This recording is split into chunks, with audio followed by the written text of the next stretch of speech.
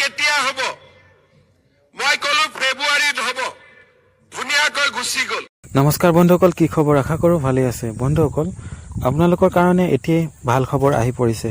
Finally Assam পুলিচৰ written এক্সামৰ date ঘোষণা কৰা হ'ল। আজি CM ডাঙৰীয়াই এখন সভাত আসাম পুলিচৰ ৰিটেন এক্সামৰ বিষয়ে ক'লে।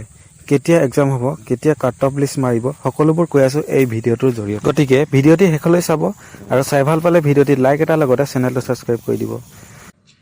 আজি ইয়াত মই আহিছোঁ, এজন ডেকা ল'ৰাক লগ পালোঁ। পুলিচত ফিজিকেল টেষ্ট হৈছে, ল'ৰাজনে ফিজিকেল টেষ্টত পাছ কৰিছে।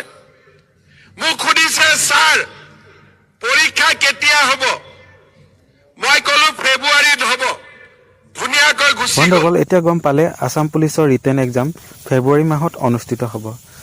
বন্ধুসকল, আজি ভিডিঅ'টি যদি ভিডিঅ'টি চাই ভাল পালে তেনেহ'লে ভিডিঅ'টিত লাইক এটা লগতে চেনেলটো ছাবস্ক্ৰাইব কৰি দিব।